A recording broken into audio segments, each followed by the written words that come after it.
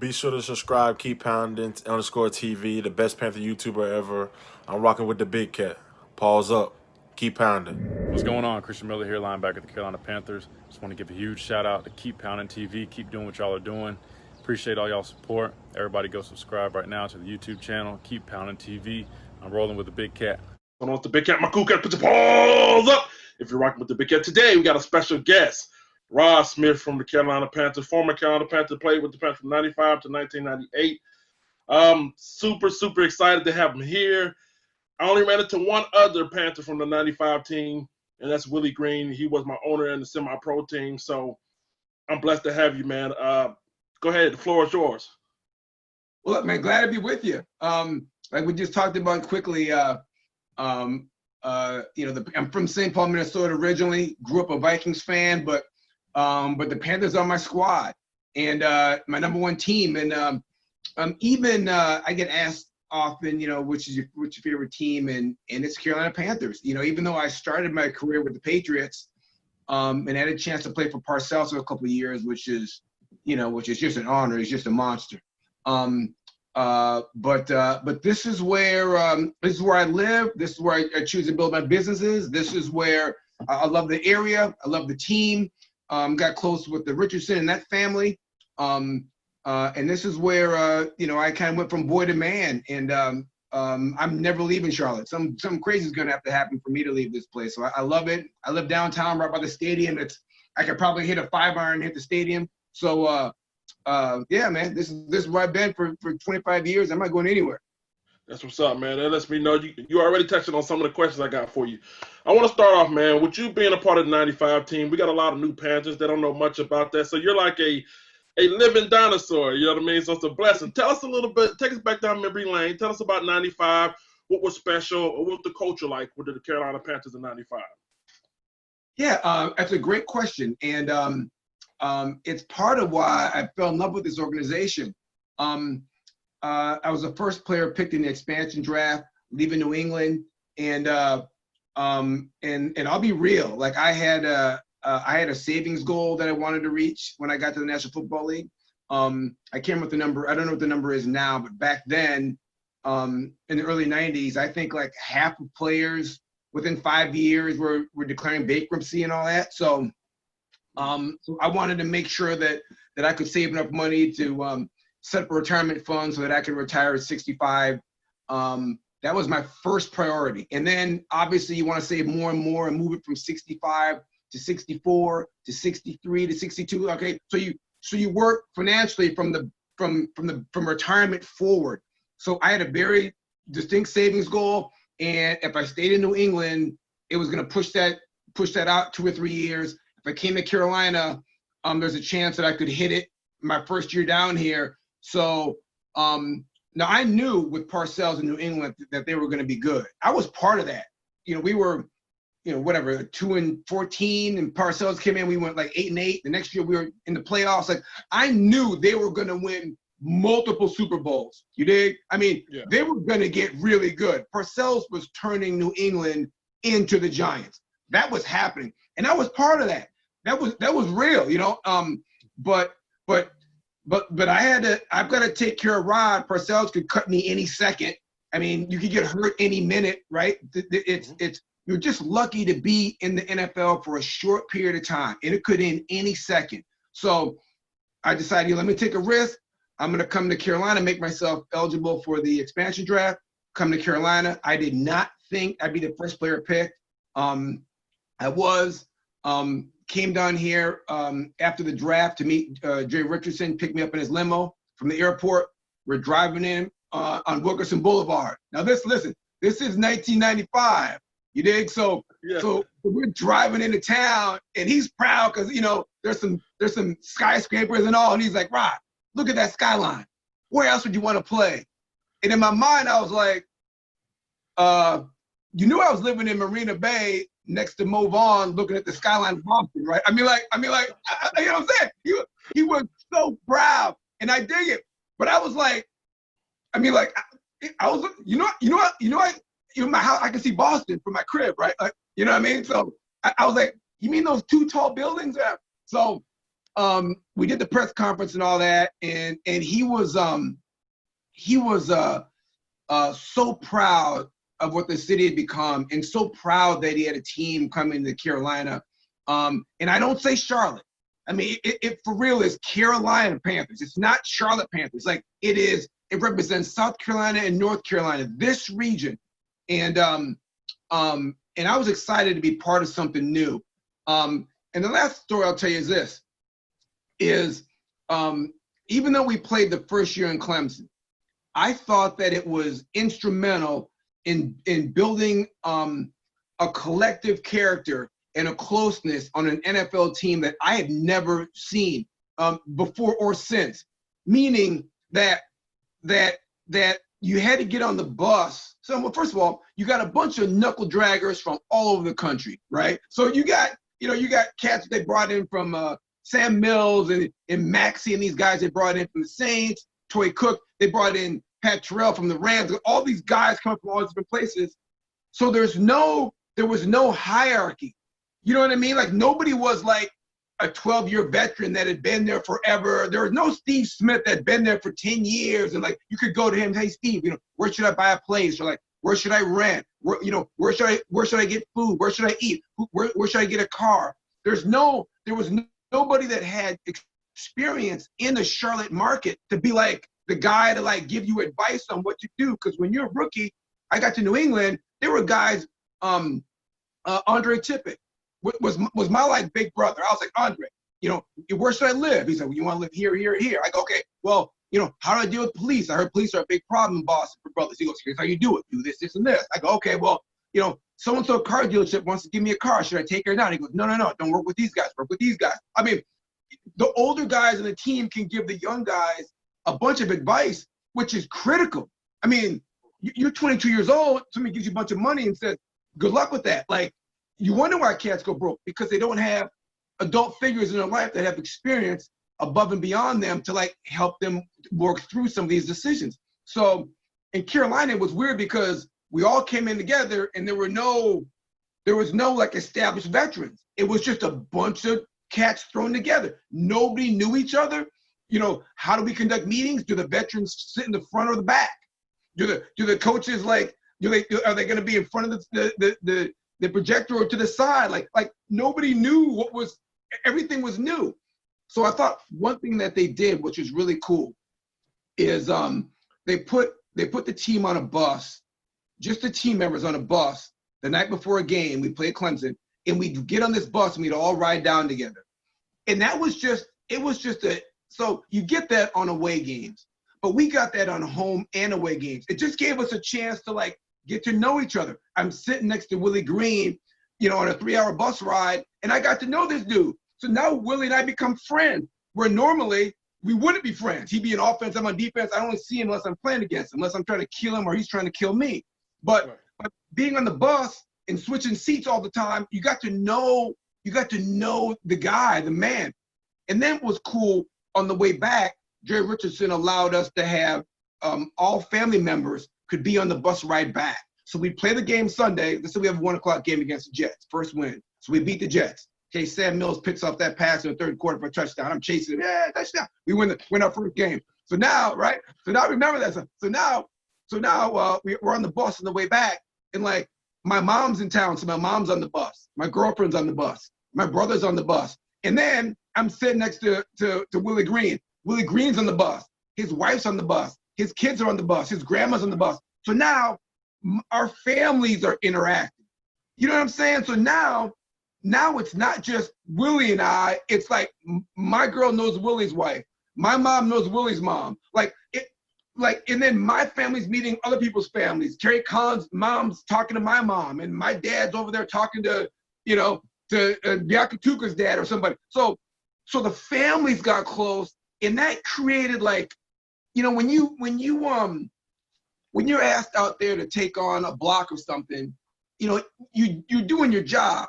But it's different when, like, if I take on this block, I know I'm going to help Sam Mills make the tackle. And I know Sam's wife. And I know Sam's kids. And I know Sam's mom. And I'm not doing this just for Sam. I'm doing it for Sam. I'm doing it for his wife. I'm doing it for his kids. Like, I know those people. Like I know his whole family. I know Brett Maxey's wife and his kids. Like I'm gonna get this block because I got all those lives on my head. You know, I'm trying to represent for all of them. And I'm telling you, it made a difference. In that 96 team, I could almost see it before that season started. I remember playing golf with Frank Garcia in the offseason, and I was like, Frank, how are we not going to win 10 games? I mean, like we kept getting better and closer as a team and better. And in the offseason, all the guys stayed in Charlotte, and everybody hung out because the families were connected, man. It's not like that in most places, but the families got connected. And I was like, I remember playing golf. I was like, how do we not win 10 games? I mean, like, I don't know what they're sleeping on, but like, they don't feel like this love that we have on our team that we had. And so yeah, man, it was an incredibly special a time being here when it first got started. And you know, now the city, skyscrapers everywhere. I mean, now it's just blowing up. And what are we now, 10th in the world or 10th in the country or something like that? We used to be 19th or 20th when I got here. Now we're 10th or something. So like, I mean, you know, I tell the young cats who come to Charlotte, I'm like, listen, I don't care where it is. Buy something, whatever it is. Buy. I don't care where should I live here. Don't worry about that. Yeah, don't worry. Listen, just invest in Charlotte. Buy any house you want, anywhere bigger. Just buy it in Charlotte. Hang out for 10 years, and you're gonna call me and think. I go, really? You're gonna call me in 10 years and be like, bro, that's the best thing I ever did. I'm like, yeah, exactly. So like that's how much I believe in the city, and that's just what the city is. That's mathematics, man. It's a great place to be. Well, let me ask you this. I got a couple questions. You touched on it a little bit. I want to talk about two things: Jerry Richardson and Sam Mills. I'll start with Jerry Richardson. You sing his praises kind of high, and it seems like he was a good guy, man. It seems like, you know, are they giving him a bad rep about what's been surrounded around him? You know. Yeah, I mean that's a fair question, and look, and I'm a realist. I'm a math guy. Like it is what it is. Like he did a lot of positive things and he did some dumb things. Straight up. Like I think he's fundamentally a good man. I do. But like he did some dumb stuff and he had to pay the price. You know what I mean? Like that's for any man. Like he made mistakes. So like I don't want to be disingenuous by only talking about the positive. Yes, he did some really dumb things and he said some really dumb things. And he lost his name. Listen, and the dude had to give up a homegrown NFL franchise. I mean, listen. I mean, you want to talk about paying a price? It's the kind of thing that I honestly believe takes years off your life. Like when you suffer a loss that great, there's not, like my dad says, don't ever make the mistake that you don't have enough time to recover from. When you think about taking a chance, if you take a chance and there's not enough time in your life to recover, don't do that. Well, he made that mistake. He doesn't have enough time in his life to recover from losing an NFL franchise. Like, I mean, and listen, and he deserved it. Listen, real talk, like you do these acts and you lose your franchise. That's how it goes. So like he did a lot of great things on the front end. I fundamentally believe he's a good guy, but he did some dumb stuff and he got zapped. That's what's up. It is what it is. And got a new guy in there who is a straight up monster. He's a gangster. And I mean I don't mean that like gangster, but he's a guy. But listen, they're gonna get better. Real talk. You know what I mean? And he is he's like I'm trying to think of my man's name at Bridgewater, Ray Dalio is who he reminds me of. Not just because he's got money or the finance, but the way he thinks, how analytic he is. Like, listen, he's gonna look at the math and say, okay, there's a 75% chance you're gonna be a good player, there's a 20% chance you're not gonna be built based on the salary, and like you're cut. It's not personal. It's never personal. Like it is. It's production versus cost. And if the production's there and the cost is right, you're in. If the cost is up and the production's low, you're out. And I like that. You know what I mean? Because you get the feelings involved. I like this guy, and I don't like that. Listen, the best players should play. You know what I mean? And that's what we got. And he's going to make financial decisions that way. He's going to make personnel decisions that way. And that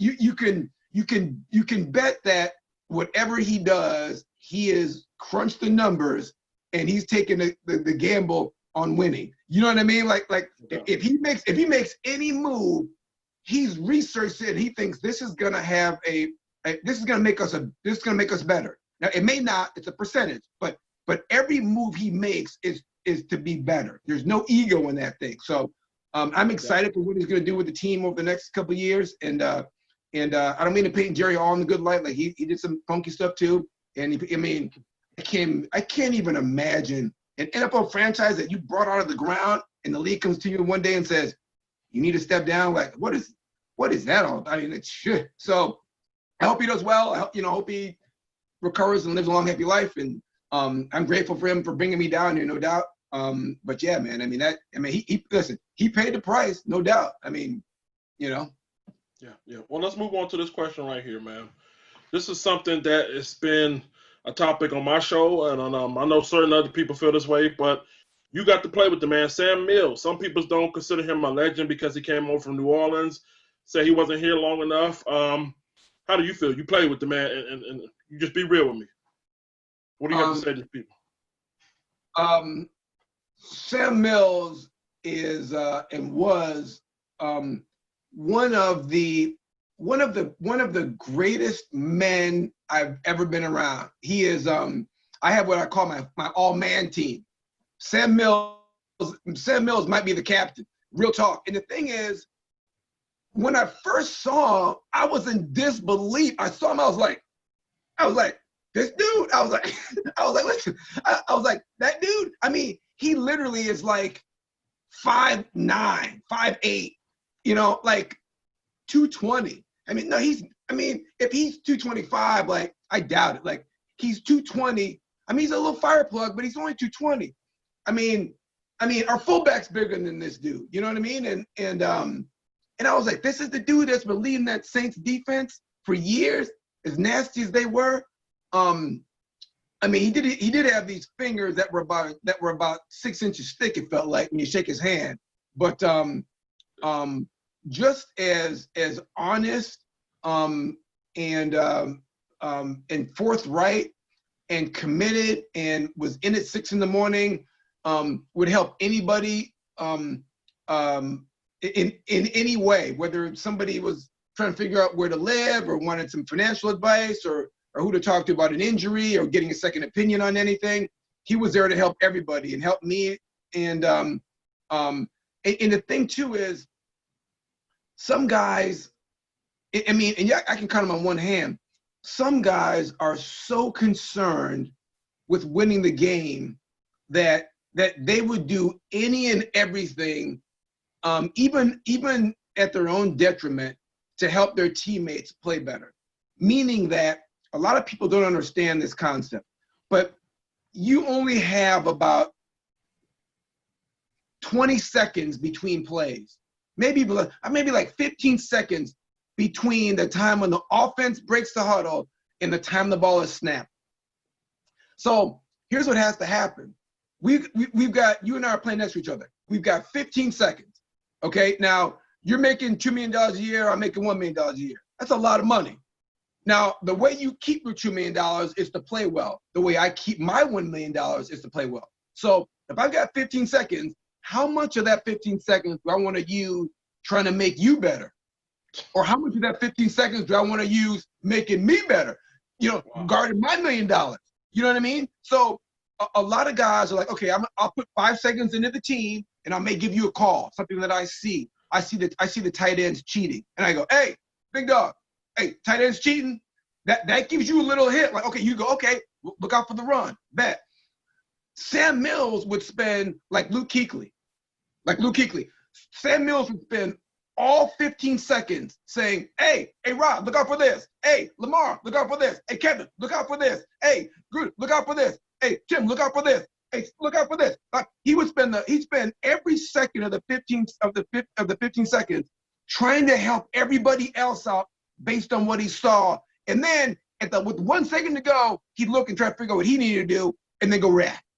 Like, he could have spent all 15 seconds on Sam, working on, studying, looking, being quiet, looking around. He didn't do that. He was like, literally like just throwing like data out in every direction to like help. Like if he saw like the running back cheating over, and he knew that meant the running back's going to release in a pass, he'd say, Rod, hey, he's cheating. Look out for the pass. He's coming to the flat. Hey, I mean, that takes 3 seconds. And it doesn't seem like much, but 3 seconds is 20% of all the time he has in the world to prepare for the play. He just gave me 20% of his preparation time. And he's making what, $6 million a year? So he's literally like, he's more concerned with us winning the game than his own viability as a football player. You dig? He's more concerned with us winning than him winning. Wow, that's special, man. Oh, listen. I mean, you know, and we got so used to it that it didn't stick out as much when Luke did it, because we've seen it before. But Luke did the same thing, which is why Luke is going straight to the Hall of Fame, because those guys are so rare. That's why you heard Luke like giving all this talk, because Luke is more concerned with the team winning than his, $40 million contract. I mean, think about that. If somebody's going to give you $40 million, you're going to be like, I'm going to make sure every day you're trying to make sure you keep that 40. You feel me? Like, if I got 40 today, my goal today, what's your goal today? My goal is to keep that 40 tomorrow. All right? But those cats are so special because they don't care about that. They don't care about that at all. Sam Mills is 100% about us versus them. Even if it hurts him, he'd rather. I mean, there were times where he was turning around talking to somebody and they quick snapped it, and he was late because he was helping somebody else. I mean, like, that never happens, dog. I mean, like, that's how selfless that dude was, man. I mean, Sam Mills. Listen, if Sam Mills were around today and called me, sent me a text saying, "Hey, Rod, I need to pick up some sandbags in Gastonia," I would politely hang up the phone and get in a car and go to Gastonia to help left some sandbags. And I'm not kidding. If Sam said, "Rod, here's what I need you to do," I would be like, "All right, man." I love it. No disrespect, but listen, I mean, like, I would do it. I would go. I'd just be like, "All right," and that's Sam Mills. I got to bounce. So that's the kind of leader you're talking about. You're talking about a whole locker room full of alpha males. And if Sam Mills said, "Hey, Lamar Latham, man, I need you to, we're short on towels." Lamar Latham, you know what Lamar Latham says? "I'll be right back." He comes out with towels in both arms. I mean, like, that's how that dude was. He was a monster. A minimum man. No doubt. Let's see. I want to ask you about the Carolina Panthers organization. Again, be honest with me. Are they a dirty organization? Now, we've seen where Greg Olsen parted way on bad terms. Steve Smith, it was a mess there. D'Angelo Williams, the list goes on and on. I mean, a lot of stuff is starting to seep out about how the way they conduct their business. Or is it just business? Or are we as fans put too much stock into it?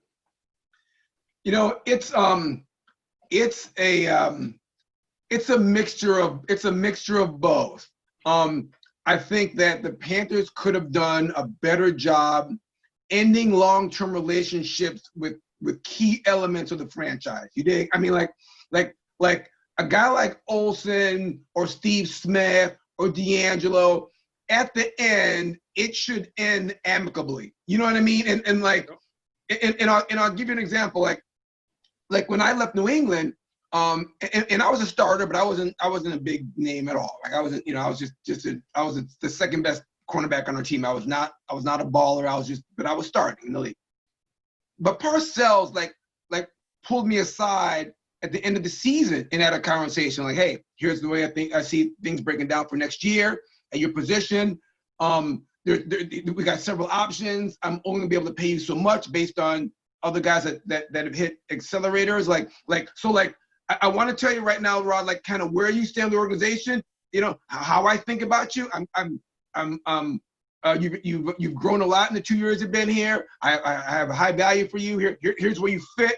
So that I knew going into the offseason kind of what was going on. And I felt like cared for. Like he was like, "Look, man, like, here's what," and I'll tell you this about him, is he was like, "Listen, if your objective, and I said, well, he said, what are your objectives? And I was like, well, here's my objectives. Well, if that's your objective, the best thing for you is probably going to be to go in the expansion draft. You might be the first player pick. And I was like, why would you want to let go of a young corner that is a starter for you that you brought along? But like, that's how Bill is. Bill's like, if that's your goal, the best thing for you, Rod, is probably to do this. You know what I mean? And like that's the kind of love that at least that Bill gave me. And you would hope that with guys that have been in your organization a lot longer, like Olsen and Steve Smith and guys like that you would talk to them in a way that they know that they were cared for. And you're like, listen, Greg, we love you. We're at this point where your contract is X. You've been injured, and have a man. I mean, Greg's a man, and he's been in the business for a long time. You can have that conversation. There's no squeamishness by any personnel guy about having a real conversation. The only difference is if you have it, is having that conversation with the player so that you're all on the same page. And it takes a little bit of heart, it does, but having that conversation, and then that way the player's not leaving the team with being salty. The player's like, listen, the Panthers are here. Greg Olsen's here, and I'm going to do this. Or the Panthers are here, Steve's here, I'm going to do this. But they didn't have a couple of those conversations, and it ends up with the player not having a good taste in their mouth, and that's what you get. Now, on the other side of that, people don't talk about it when it does go well. You know what I mean?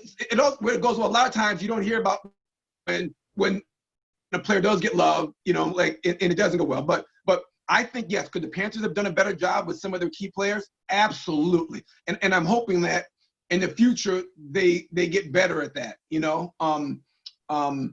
I'll tell you what, I think that signing McCaffrey in some ways is an attempt at trying to rectify that in a way, because they may have been able to get more value out of him moving him. However, it would be a nightmare if it wasn't handled really well. You know what I'm saying? They may have, even if it's worth value, it would have hurt the team in the player's attitude toward ownership in a way that could have been tough to recover from. So yeah, man, we mean the Panthers. I'm not affiliated with the team, but they could have done a better job handling the breakup with some of their key players, without a doubt. Well, speaking of that, let's address the main one. Cam Newton. A lot of people are talking about. I'm a diehard Panther fan. I'm not going to New England. I'm not buying the man's jersey in New England. How do you feel about that situation? I know you kind of touched on it, and are fans wrong for wanting to support two teams or wanted to go out there? And I'm not doing that, but how do you feel about that whole situation and fans want to follow with him to New England? Yeah. Listen. And again, I can't remember what the math is now, but I studied it in great detail coming out of college my senior year. The average lifespan of an NFL football player used to be like 3.63 years. And that is for a player that has made an active roster. So you have to go compete, make a roster, make a team, play for an entire year on the active roster. That guy only has another 2.5 years in him, tops, on average, right? So it's such a short career, but all we see are the guys that have been around forever. All you see is the Luke Kuechly, the Cam Newtons, the Steve Smith. That's where the fans focus. But 80% of the team is just turning over. Half the team's turning over. I mean, just turning over. So two things. Number one, I'm grateful that we had him here for so long. I mean, let's just start with that. Listen, that cat's a monster. And fans don't have an appreciation. I think most fans don't have an appreciation for how hard this guy works and how early he gets in the office. Cam Newton is a 5:30 a.m. guy. Just like Luke Kuechly is. They are the leaders of effort on the team, in terms of putting in work to be good. People talk about Cam destroying motion, also the nut. And listen, everybody's got things they can work on, but he is one of the hardest working football players in the National Football League. You dig? He doesn't get credit for that. He doesn't stand up at the podium and brag about how early he gets in the morning. But I'll say it again for people who don't know. Cam Newton is one of the 20 hardest working players in the league. And he's been that way since day one. He's a monster. And the thing that hurt Cam, in my opinion, is that he got injured during that 15 season. And think about this. You've got most of that band coming back for 16. So he's injured in the offseason, and he's saying to himself, and again, I haven't talked to Cam about this. This is just my interpretation. So this is Rod Smith talking. So before me, Bill Cam said this. No, Cam didn't say anything. This is my interpretation for the record. Okay, so here's my thoughts. He's injured in 15. He can either get surgery and miss the first half of the season in 16, or he can suck it up and gut it out and get back because the band's coming back. He's got most of his offensive line back, most of his wideouts coming back. Most of the team, he's counting on most of that team coming back. Nobody knew that our tackle was going to be out. Okay? But so he decides, because he's tough as hell, that I'm gonna gut it out and go into this next season injured because we got a chance to win it all. So he goes into 16 injured. Week 1 against Denver, he gets slammed on that shoulder again. So now he's hurt that whole season, and he's gutting it out. And he should have got the surgery and missed the time and come back 100%. But he's such a competitor, and he's such a monster that he goes, you know what? I'm gonna train through it. I'm just gonna train through it. I'm gonna get stronger. I'm gonna train like crazy, and I'm gonna gut it out. And he's been fighting to get back to normal since then. He's been fighting ever since, been trying to get back. He's been playing. Well, he made the Pro Bowl injured. Well, in your mind, what part of logic says, certain athletes listen to their body to where no matter how dynamic they are, they will say, I'm not healthy and I'm not going out there on 50%. Like, do you think that kind of, his not pride, not ego, but his driven mentality worked against him here a little bit? Just in your opinion, do you think it worked against him? Yeah, listen, you just said it perfectly. Like his own toughness and you've been around these alpha males, these alpha guys, the alpha women too. Listen, my mom's one. Listen, real talk. So, listen, Dr. Smith is a monster. But they always think they can do it. All they know is I got this. Even when they don't have this, even when they don't got it, they got it. They're very, very, a lot of times that like super, I don't mean like top 100. I mean like top 100, top number 1 out of 100,000 type people. At that level, all they know is winning. All they know is winning and trying to win. And when they don't even to their own demise, they don't think it could go bad.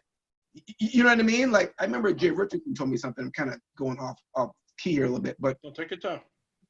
But when I was in that limo, you reminded me something. When I was in that limo, whenever I'm around somebody that's like wildly successful, or wildly better than I am, or whatever it is, I try to ask him a couple questions, or at least one question, try to get him a question that will help me understand their greatness. So I'm in the limousine with Jay Richardson. We're driving back from the airport, and that whole look at the city conversation. And I looked at him and I said, Mr. Richardson, I got a question for you. He's like, what's going on? I said, listen, I did some research, and of all of the individuals worth $50 million or more are not worth $50 million 3 years later. I'm sorry. No, it wasn't 50. It was $50 million. The individuals worth $50 million or more are not worth $10 million 5 years later. Half of the people that get to 50 million aren't worth 10 5 years later. How does that happen? How do people with that much money lose that much money? Not some of them, half of them. How do you go from 50 to 10? When you get to 50, if you just put in the market, you're going to go to 60 to 70 if you don't do anything. And he goes, divorce. And people take on too much. They take on for example, I'm in the chicken business. Bojangles, I don't do dry cleaners. Even if somebody brings me a deal and says, hey, Jerry Richardson, you should invest in my dry cleaners. Even if it's a great deal, give me $100, I'm gonna give you $1,000. I don't do dry cleaners. You know, I don't build houses. I get offers all the time to like do businesses that I'm not good at that. I know Bojangles. I stay in my lane. I'm good at this. But people get successful and then they think they can do anything. You make your money in real estate and you're like, oh, I'm gonna start a computer business. No, you're not. You're gonna go broke. You know what I mean? You know what I'm saying? You got 5,000 dry cleaners. You're like, you want to get in the restaurant business? No, you're not. You're about to go broke. So Cam is that guy. He just all he knows is winning, and he goes into seasons banged up. And I'm still worried about him right now. I hope that he takes enough time off to let the ankle heal, because that is a 1-year injury. It's not 6 months. It's not 8 months. It's a year. It's a year from the time you get the surgery to the time you're ready to go. And if you rush it, you just re-injure it and you stay hurt. So the reason why he was never, it's funny, it's almost a shame because we only saw Cam at his very best for like a little bit. You know what I mean? And that's how good he is. So I'm hoping that he heals up completely, gets right, and we can see what he's got. You know, I'm a Panthers fan. I'm not a Patriots fan.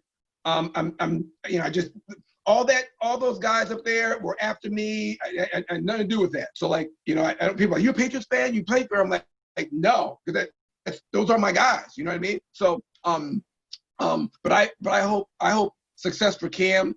I hope health for Cam, and I hope he plays well. I hope the Panthers win every game. But I'm throwing love up there. I hope that dude balls and has a good season.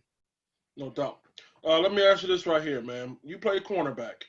Looking at the 2020 Carolina Panthers secondary, so what do you think about it, man? I think there's a lot of opportunity. I believe in Dante Jackson. I think he's going to be my bounce back player of the year. But there's a lot of youth and a lot of inexperience in that secondary. What do you think about it from your expertise? Well, we've got some age at safety, some experience at safety, which helps a lot because here's the thing that can really hurt you. Young corners don't kill you so bad as having young safeties. You need some guys at safety because that's a position when we talk about the 15 seconds that you have between when they break the huddle and when the ball snaps. The safety standing back there looking at it all. When you're a corner, you're on the side. You can't see what's happening on the other side of formation. So you're getting a lot of cues from the other side of the formation that at corner, I can't see what's happening. All I see is here comes Sterling Sharp. You know, there's a tight end. He's on my side. The back's on my side. Edgar Bennett's on my side. And Brett Favre is eyeballing me. This is a bad look. So that's all I know, right? So, yeah. I mean, I can't see what Brooks is doing on the other side of the field. So the safety can. So the safety can say, hey, Brooks is tight into the formation. Hey, watch out for that slant. Like, so to have a veteran at safety is super important because he can help the corners be better by telling them what's happening on both sides of the field when the corners can't see that. I love Jackson's game. You know, and I'll say this about corner is that your second year in the league at corner is the toughest because the first year in the league nobody knows you. So they're not running anything against you specifically. They're just running their routes and the corner's making plays on it and he's having a great rookie year and everything's great. Well, here's what happens. Bill Belichick gets that film and he's going to study you. He's going to study you all year long, your whole rookie year.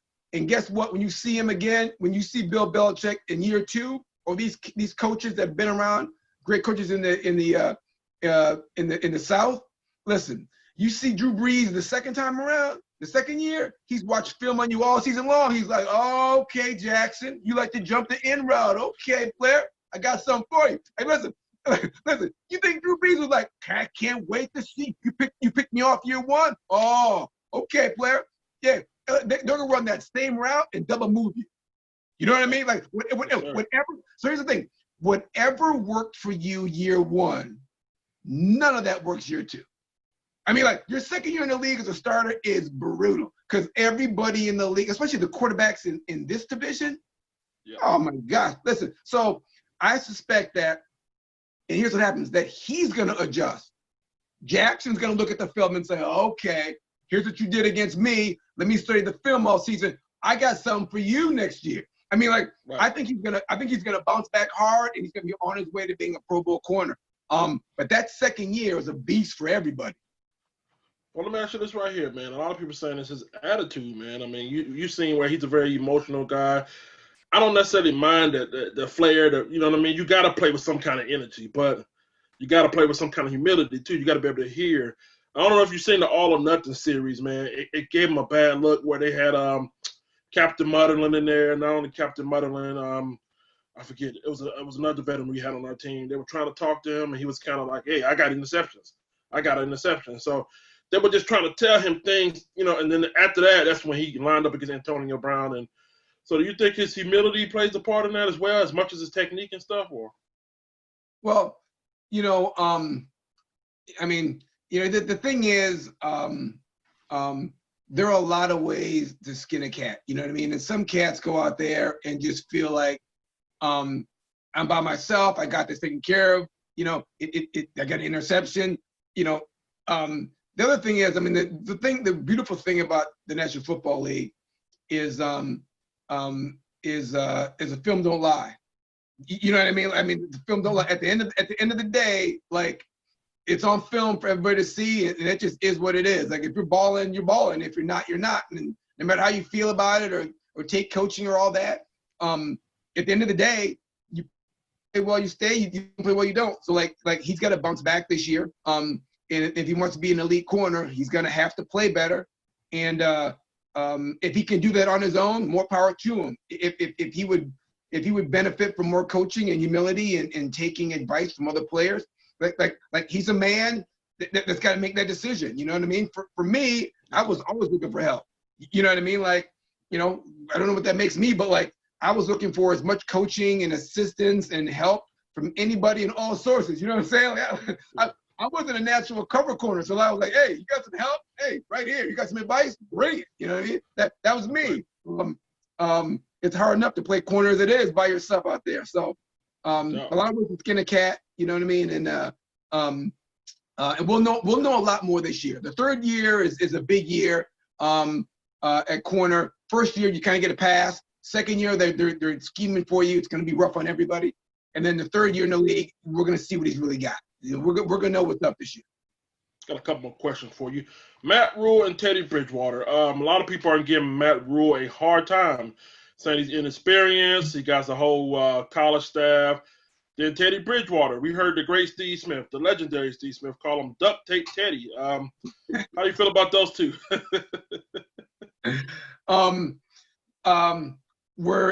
It goes back to our conversation about the ownership. You know, I think that football is going more analytical.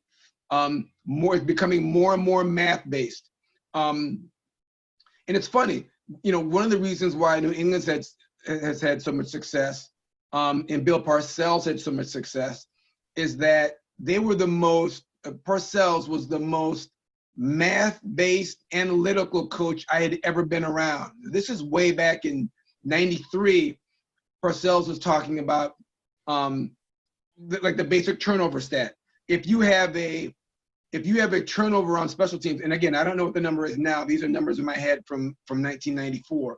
But if you had a special teams turnover, you would lose 94.6% of those games. One special team. If you drop a punt or a kickoff, so he would say that to the whole team. So with that number in mind, if you're a returner, he goes, you could be my returner if you fair caught every single punt. But if you drop one, I can't play you. If you have a special team score in the game, it's like a turnover. You're gonna win like 84% of those games. But if you drop one, we lose 94% of those games. So like if you have a return for a touchdown and you drop one, you're losing games for me. I gotta cut you. So like possession is number one on all kicks. Possession is so he's using math to change the way the players think about the game. You know what I mean? And whether you run pass and down a distance. Bill Parcells, that was all math-based. He's looking at his chart going, it makes more sense to pass here. It was math-based. And that's what Belichick is doing. Belichick is running the same system Parcells run. It's the same thing. And I know he's going to get credit as the best coach ever walk around, and he has been. But it's the Giants stuff they're running. It literally, I can hear them making checks, Brady making checks. And I'm like, I heard Drew Bledsoe making that same check. Like I mean, like, you feel me? I was like, it's a slant. Look out for the slant. You know what I'm saying? I'm in my living room. You know what I'm saying? Wow. You know, so it's math based, and everybody else is catching that. The reason I give that whole long segue is because Matt Rule is the young guy who lives that. He is even more, and now that doesn't mean he's going to be as good. I mean, being a head coach has a lot of different aspects to it, not just calling plays. But don't get me excited, man. Don't get me excited. You get me excited what you're saying, man. But I'm just saying. But here's the thing. So Matt Rule is on the cutting edge of analytics in football. Now, that being said, it doesn't matter who you are. How many coaches go from college to the pros and become great coaches? I mean, what, 1 out of 10? I mean, let's say at tops, let's say 50% of them can hang on to their job for 4 years or 3 years. 50%. So there's a 50% chance he's gone in 3 years. I'm just mathematics, like math, right? And there's about a 10% chance he goes on to become a great coach. So anytime you're bringing in a guy out of college, you're taking a shot. Now, I would think our ownership is saying to himself, okay, there's a 50% chance he washes out. There's a 10% chance he's great. But I think that maybe there's a 20% chance he's great, and there's a 60% chance that he doesn't wash out. So I think he's a little bit better than the average. That still means there's a 40% chance he's gone in 3 years. I mean, do you feel me? So right. even at best, there's a 40% chance this dude's not even here in 3 years. So you're taking a chance with the new guy, but if there's a 20% chance that he could be great versus a 10% chance, that's a 100% increase, and maybe it's worth the risk when the money's not crazy. So you're getting a better return for less money. So you go, all right, bring in Matt Rule. And I don't have to worry about some other head coach with his own philosophy and all that the owner can be like more hands-on. So there's a lot of pluses in bringing Matt Rule. Does it mean he's going to be a great coach? I have no idea. I hope he is. I'm a Panthers fan. I hope he's the second coming. I hope he's Bill Parcells, 2020. Real talk. I hope he's great. But the math is what it is, and it's actually stacked against him. But I think that there's a better chance that he turns out to be good than bad. So we're taking a chance with a new guy. I think that having a bent toward analytics and mathematics obviously jives with our owner. I mean, he's a math guy. The coach is a math guy. It works. He has a young coach coming in that he can be more hands-on and not can get a lot of pushback. I mean, listen, you bring in Bill Parcells and say, hey, Bill, I want you to do this and that. Bill Parcells is like, yeah, player, I'm gonna call what I want to call. You dig? Bill's not having any you can't tell him anything. But you can he can go to Matt Rule and say, hey, Matt, let's think about doing this or think about that. Matt's gonna listen. Bill Parcells is not gonna listen. He's already got it figured out. You know what I'm saying? So right. It's good. It's good on a lot of levels. I think he gives us a better chance of long-term being really good. But coaching the NFL is a crazy business, and most guys don't last there very long. I hope Matt's different. I'm Panther fan. I'm rooting like hell for him. Yeah. But that's why I think he's here. That it gives the ownership more influence, and for the money they're getting that what they feel is a 100% bump in that top end being great, because he could be great. I mean, if we hit that 20% and Matt Rule turns out to be this is the way football's going, and he's ahead of the analytics curve, and the Panthers win 8 games this year coming up, and then on the next year they win 10, the next year they win 14, and they win 14 for the next 12 years in a row, we'll be looking back at this going, that's what I'm talking about.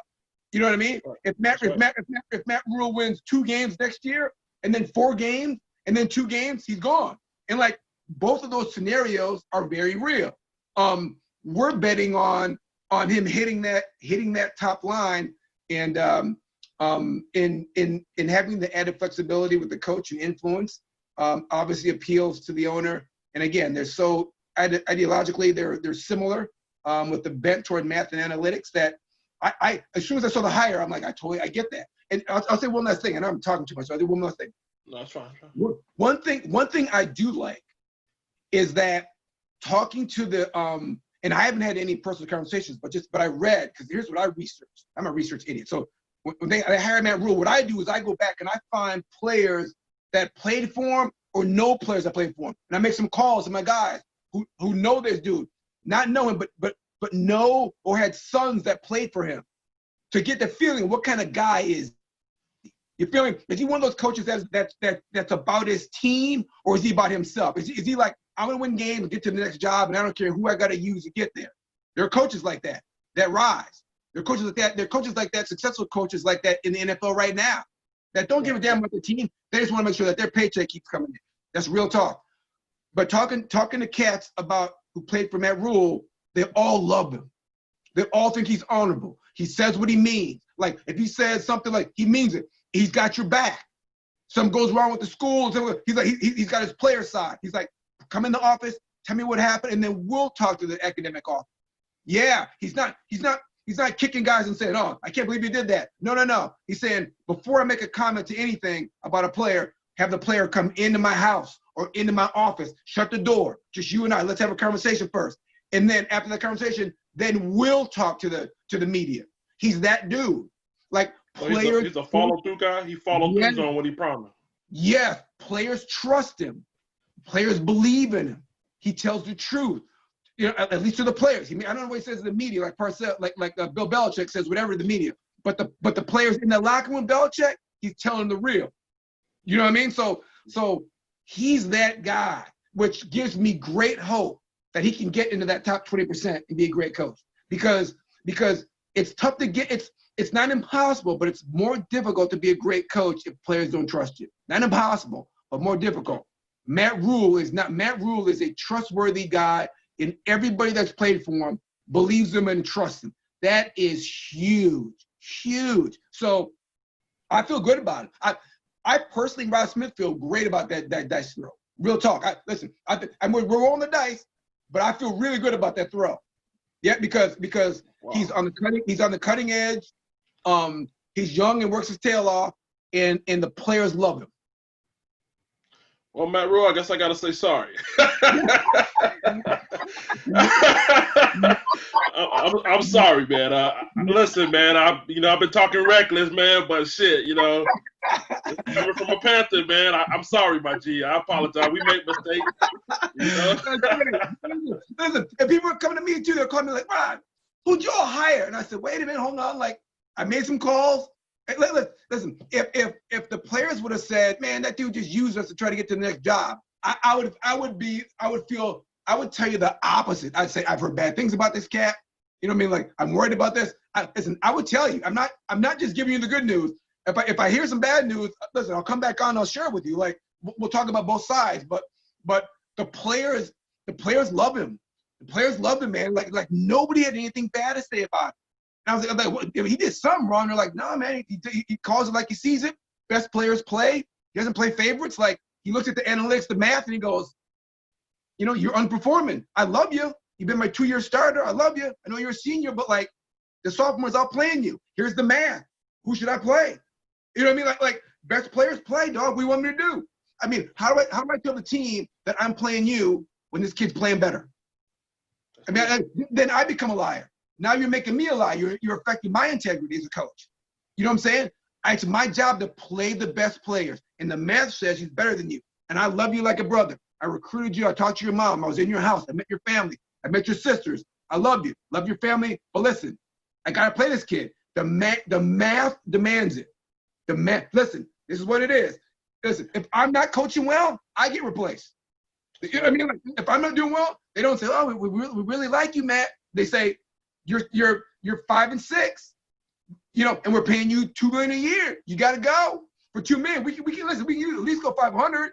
You know what I'm saying? You're underperforming." Yeah. So the players love him and trust him because he keeps it real. He keeps it honest, and that's the kind of environment, that kind of high trust environment that you need for any organization to be successful, especially in football with those type A knuckle draggers with all that cash running around your locker room. If you don't have integrity in what you're doing in the pros, it's not that you can't win.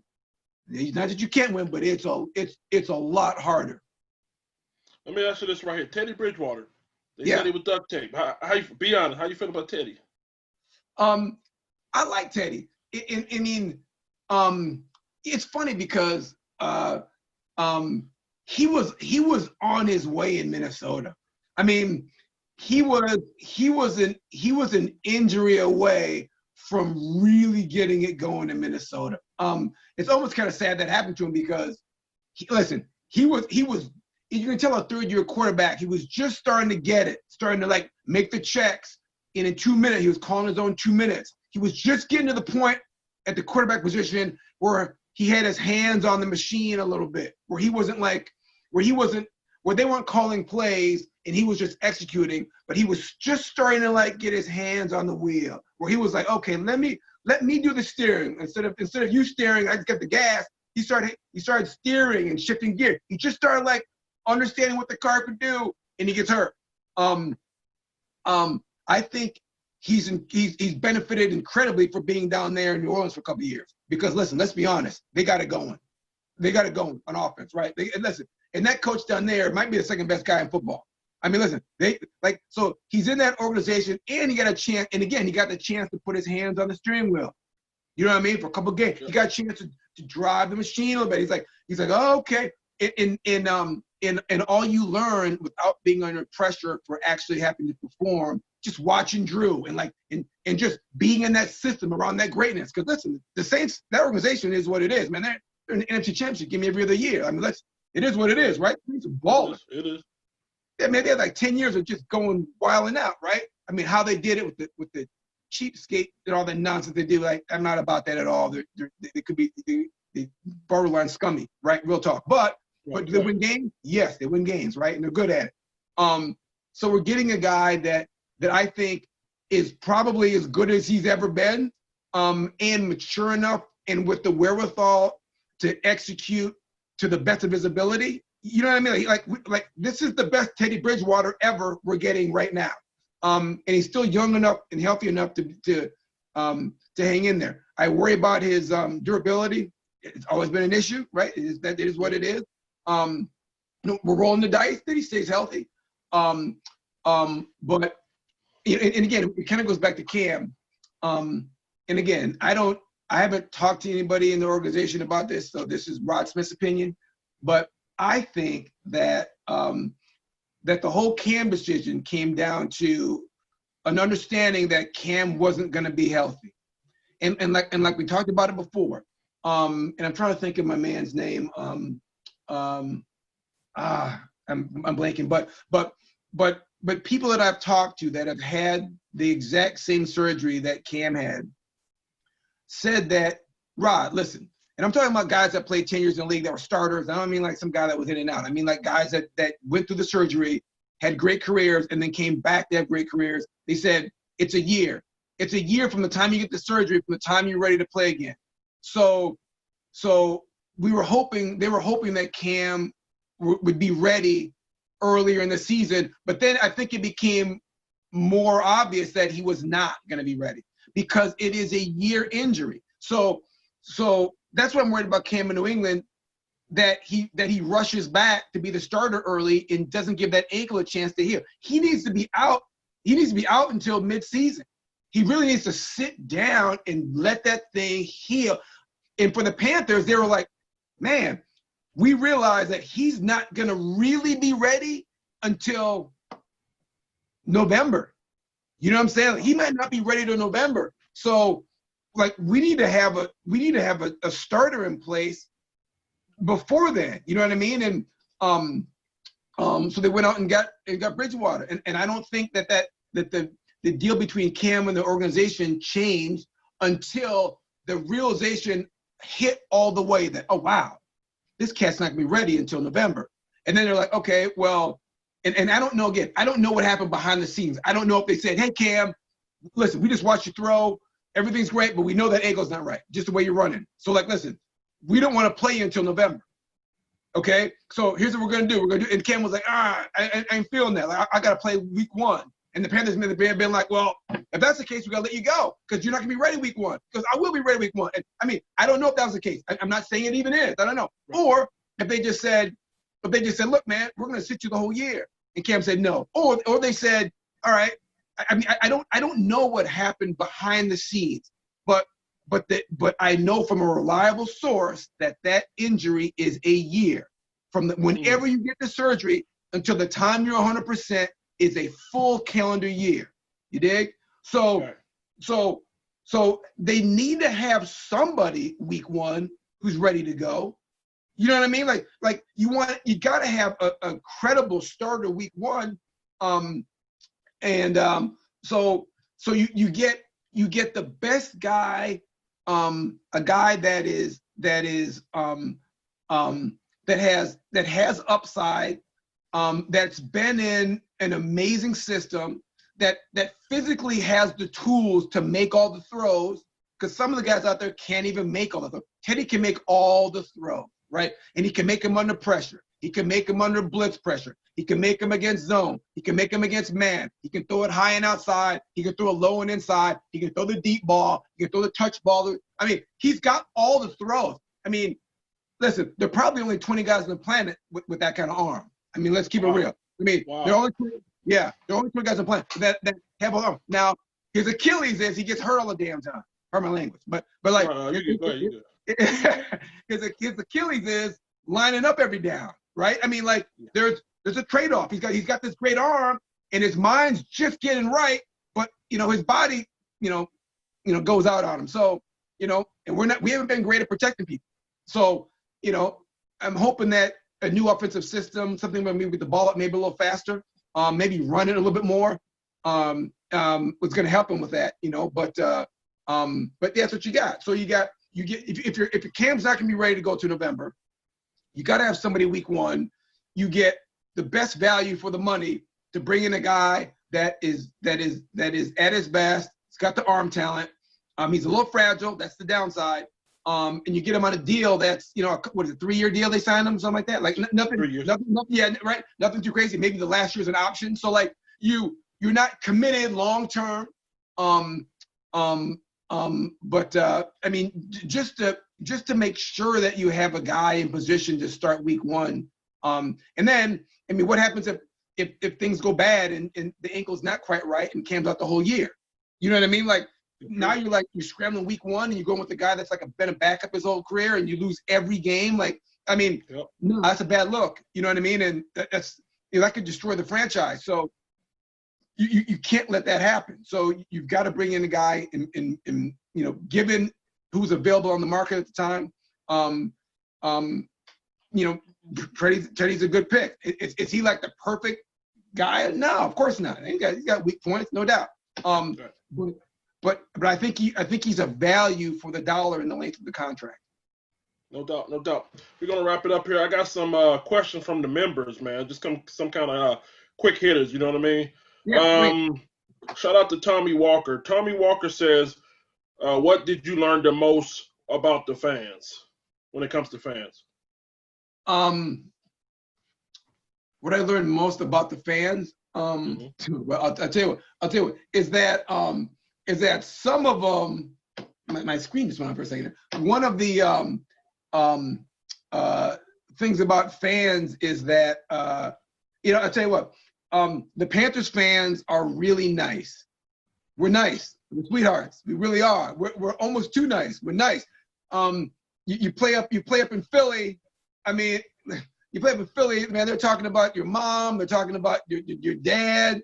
You know what I mean? Like they're going at your school. I mean, it was crazy. I mean, we played up in Philly when I was with the Packers my last year in the league, and we came out of the tunnel and they're like, "Hey, Smith, Yeah, I saw, and who we played against? Oh, I saw Randy Moss beat you for that game-winning touchdown 2 weeks ago on Monday Night Football. We're about to do the same thing to you. And I was like, what are you watching Monday Night Football for? Number one, y'all ain't been on Monday night for about 3 years. Number one, start with that.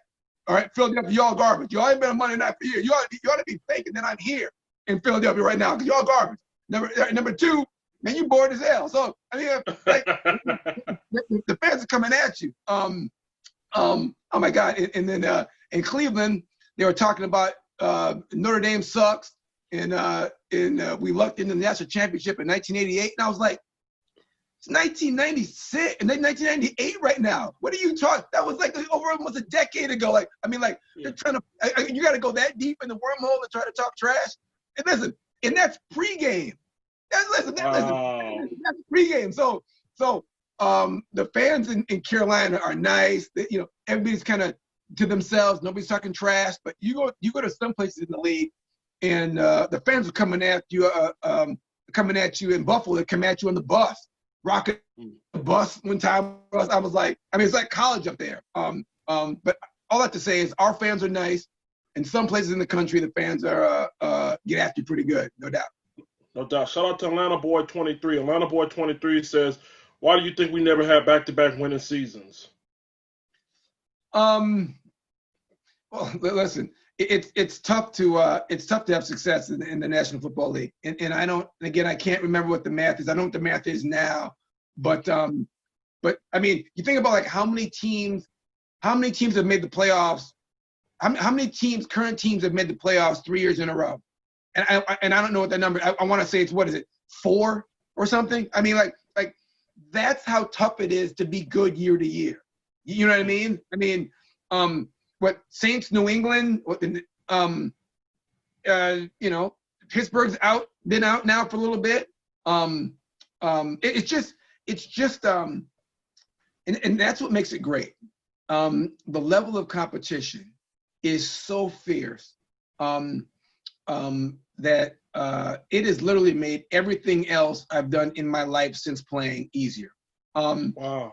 Running a small business is difficult, but this ain't nothing compared to like trying to make a roster. Trying to make a roster with these knuckleheads. I mean, you're getting the 1% of 1% of 1% in training camp with 80 of these guys, and they're playing for their lives. I mean, they've got families and mortgages, this and that, and like, I mean, imagine whatever sport you've played, imagine playing against the best person that you've ever played against.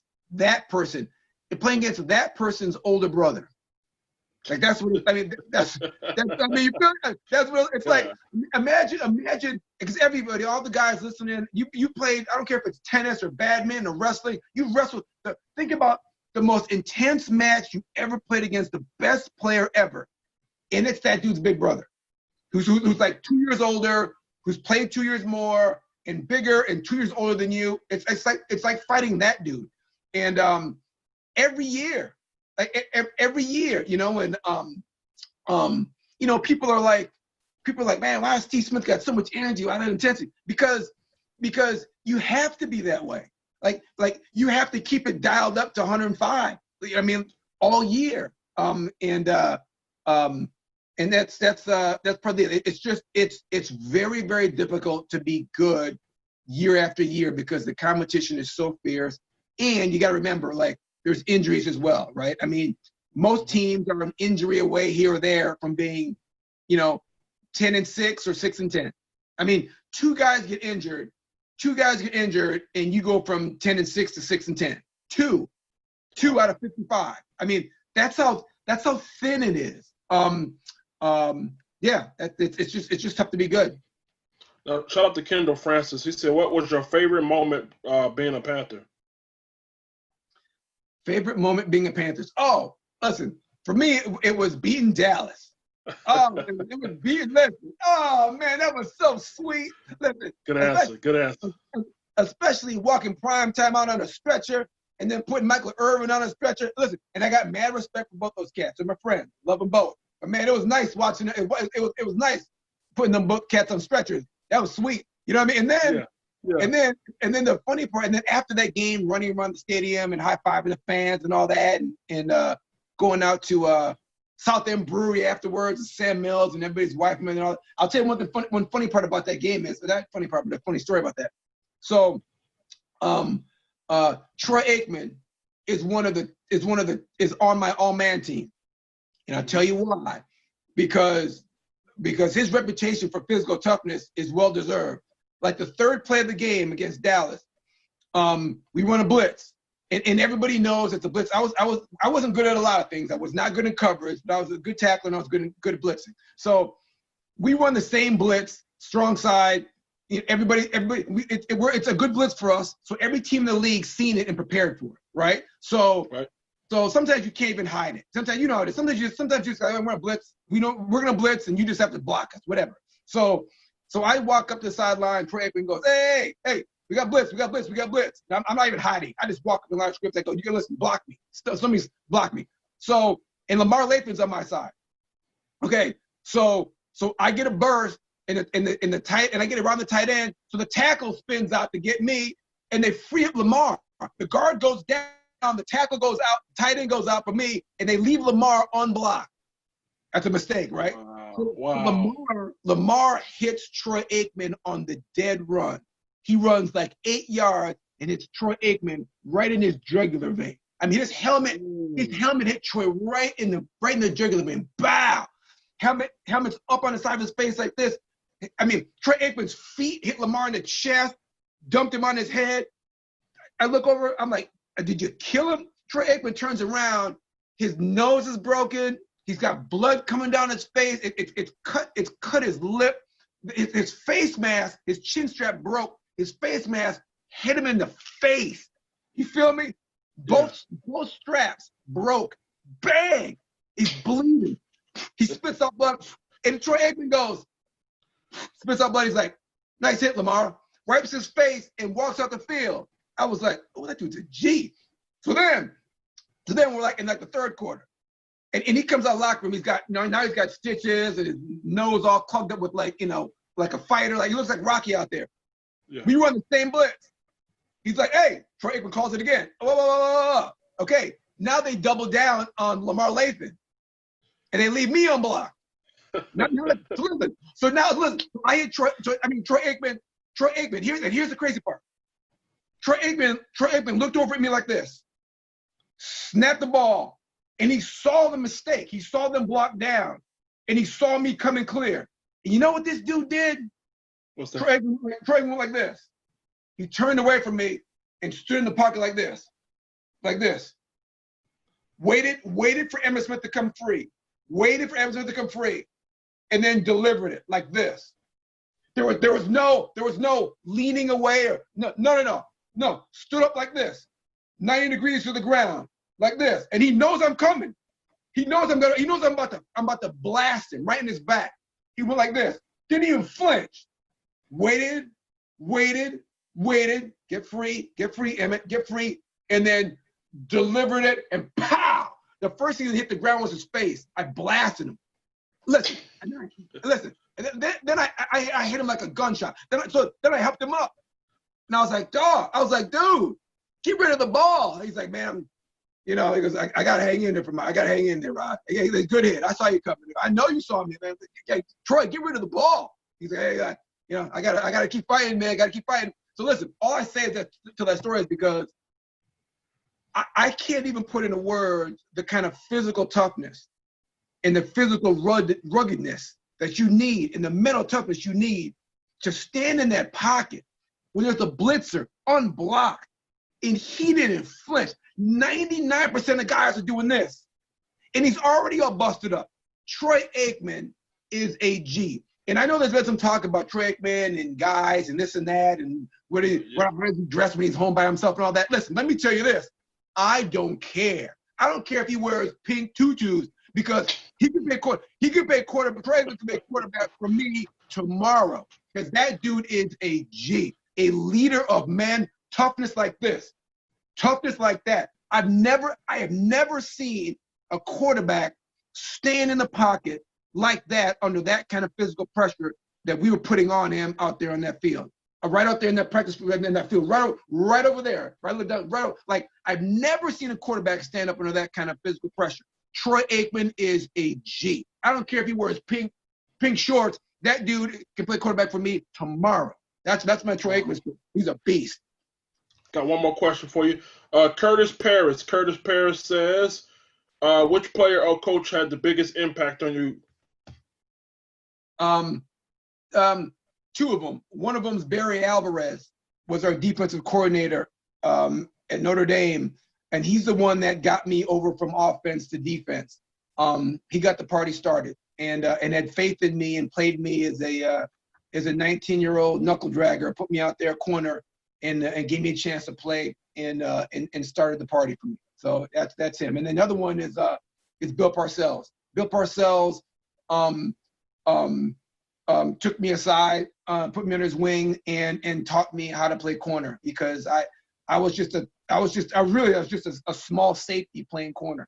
But I got with Bill Parcells, who taught me the intricacy, I'm missing my words here. Taught me how to play the position, how to read quarterbacks, how to study.